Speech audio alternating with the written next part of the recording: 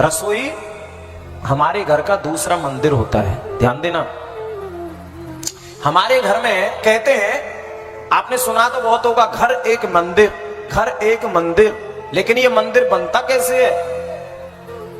एक घर तो ईंट पत्थरों का भी होता है जिसको मकान बोलते हैं, लेकिन घर घर कब बनता है?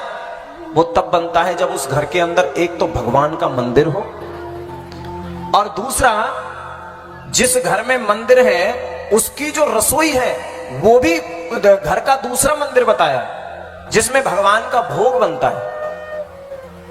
ध्यान देना, घर की जो रसोई होती है उसको घर का दूसरा मंदिर कहा जाता है, जिसमें प्रभु का भोग बनता है। इसलिए रसोई का नियम है, बिना स्नान किए रसोई में प्रवेश नहीं करना चाहिए। पहला नियम है ये।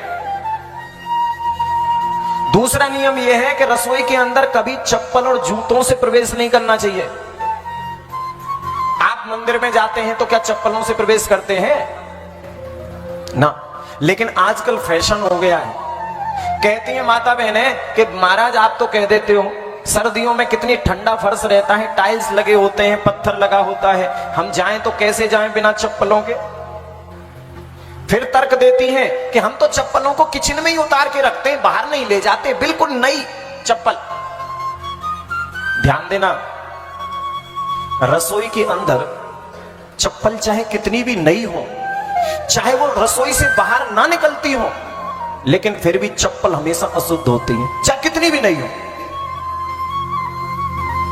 तो फिर पूछते हैं कि फिर क्या पहने तो इतनी ठंड में, सर्दियों में?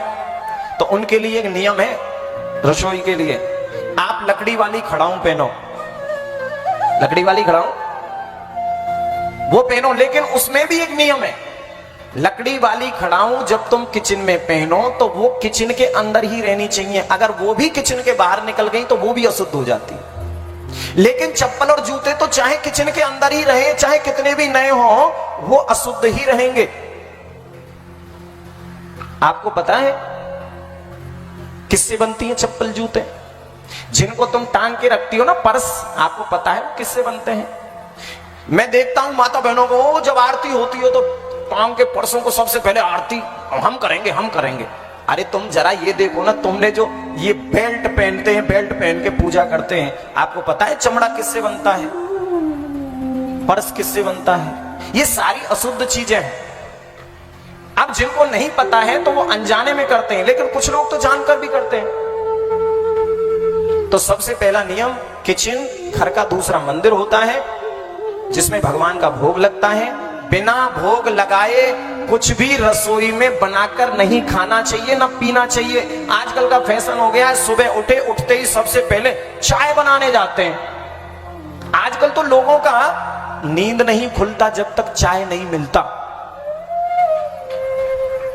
है। सही कह रहा हूं गलत कह रहा हूं? हाँ, पत्नी जी उठ जाती है, पति जी से कहती है उठ जाओ, सूरज आ गया, उठ जाओ। अरे चाय तो दे, पहले चाय तो ला, जब ही तो उठूंगा। चाय पिला, प्रभाते कप दर्शनम। अब बेचारी बिना नहाई चाय बना लाती, क्या करें? ऑर्डर हुआ है शहंशाह का, ऑर्डर हुआ है तो ऑर्डर मानना पड़ेगा। लेकिन नियम बना लो। आप कहोगी कि पति मानते नहीं है, मानेंगे।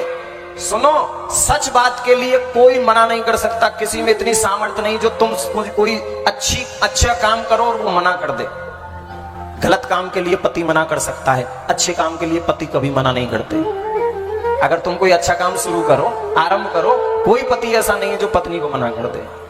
बोलो जय श्री कृष्ण। तो बिना स्नान किए, यहाँ पे मतलब मैया यशोदा प्रत्यक्ष कह रही है कृष्ण को कि बिना स्नान किए लाला रसोई में प्रवेश मत कर। और भगवान गुस्सा हो गए, भगवान नाराज हो गए मैया से। तो पहले रसोई को शुद्ध बनाओ, पवित्र बनाओ, तब वो तुम्हारा घर है। वरना वो घर नहीं है, वो मकान तो हो सकता है, वो बंगला तो हो सकता है, घर नहीं हो सकता।